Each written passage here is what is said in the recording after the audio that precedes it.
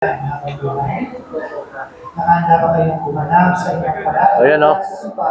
Tres.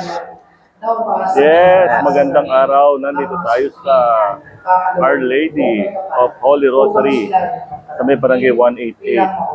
Tayo ay dumalo para makita yung proyekto ni Kapitana Lisel Chan na kasalang barangay. So ayan, no? Ayan po sila. Ibig sabihin, kasalang barangay, hindi lang isa, hindi lang dalawa, kundi marami. Balita ko kanina, 18 raw, ano? 18 pair. 18 couple. 8 couples. 18 couples.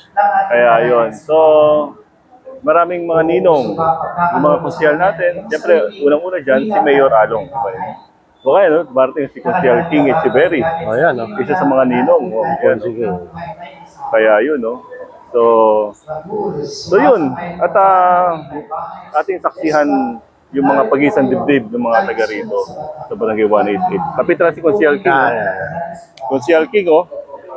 Konsyal King, oh, bati ka nga muna. Ay, bati ka sa mga... Bati muna, Konsi. Hello, magandang hapon sa mga taga Distrito 3. Nakasama natin yung kaibigan natin dito, Yun, oh. si Kuya Vera Par. Ito yung isang alamat na talaga Alam mo talaga. sa buong Caloocan.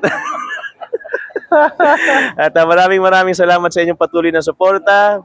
Mula po sa Pamahalaan Lungsod, ni Mayor Along Malapitan, Vice Mayor Karina Te, Congressman Dina Asistio at mga konselo ikatlong distrito. Mabuhay kayong lahat. Yun. Okay. At maraming salamat din sa iyo, Konsi, dahil always laging nilalapit ng grupo namin sa mga projects namin.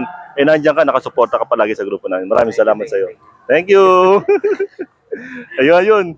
So, magnininong si Konsyal eh. Oo. Mamaya, si Kapitana naman ang ating tatanungin. Di ba? Oo. Kung, tawag dito, kung mga taga saan yung mga ikinasal. Siyempre, usually taga 188. Pero panigurado yan, kalat yan sa buong barangay.